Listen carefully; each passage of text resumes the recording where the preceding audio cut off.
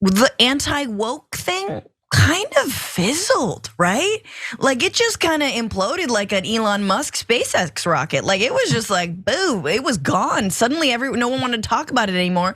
And all, Moms for Liberty are still like, but the books, and look, the die has been cast, but it still seemed like the electorate, especially Republicans, were moving away from that.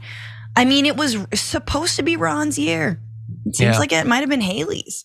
Yeah, I think I saw an article about how he's sort of gone down with the ship on the anti-woke thing. It has, gone up in flames like Elon Musk's Teslas on full self-driving. And I have no doubt that Moms for Liberty is going to be, doubling down on getting people to pay attention to the books, because they certainly don't want you paying attention to the tapes. Am I right?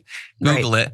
But anyway, I don't know, because at the beginning of this year we had the Bud Light thing and the Target thing. And that was supposed to be a demonstration of the strength of the right-led culture war. And, like stock prices vacillate and all that, but I don't know lingering how much damage has been done. But some conservatives are refusing to drink Bud Light. They took a principled stand that because a massive corporation did an extremely minor social media thing with someone they had previously never heard of, they should never again drink the beer they've drunk for decades. So a lot of principle there on the right. And then in that video you saw, Ashley threw in, there was all that viral like rando weirdo right wingers going into Target and like being horrified at what they saw. Like literally holding up a shirt that just says the word queer. And we're supposed to like, oh, it says queer? Oh, I understand everything. Why are you freaking out about it? You understand that some people are queer, right? Like you being freaked out about it doesn't stop that from being true.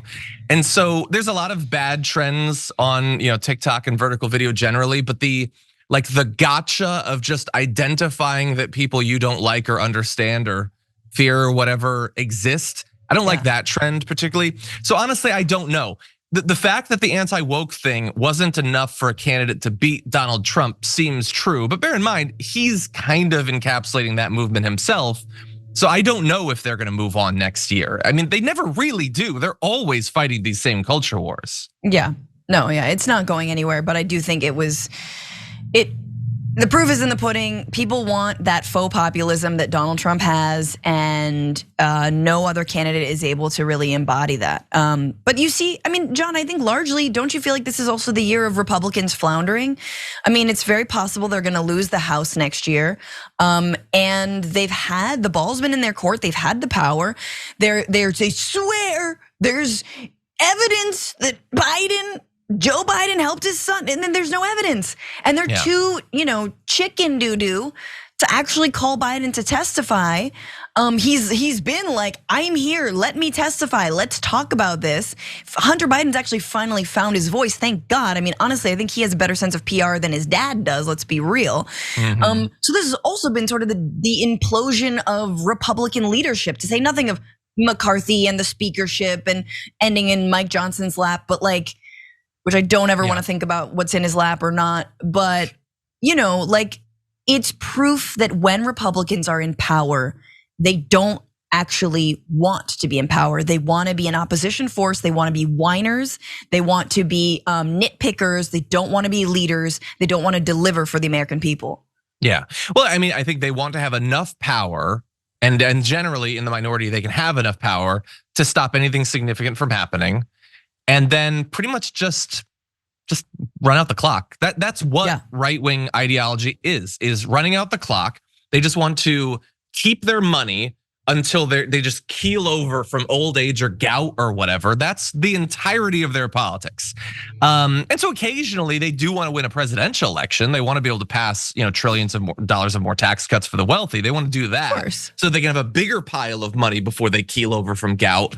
But that's it. Like, once they finally have the power, they come into, they control the House or whatever. It's not that they didn't get a lot done. Obviously, they're not gonna get a lot done even if they try with Biden in the White House, but they didn't try. Like if you're a right winger watching this, what did Biden stop that was significant, that the right did, that was not just an expression of a conspiracy theory, but some actual idea? Some radical reimagining of what America can be for conservatives. Nope. Nothing. Like they talked about Hunter Biden and they showed some nude photos of him, and that was pretty much it. Anyway, maybe that will in the end be what 2023 is remembered for. Now 2024 is coming. High hopes for 2024. We'll be doing our predictions, I believe, on next week's top 10 list for our members on YouTube. So everyone stay tuned for that.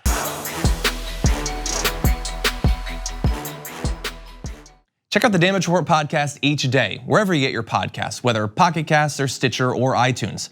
You can join me as I give you the news and stories you want, with a range of co-hosts and interview guests jumping in on the fun each day. Again, that's the Damage Report, wherever you get your podcasts. And if you get them at iTunes, don't forget to rate and review. Sometimes I'll read them live on the show.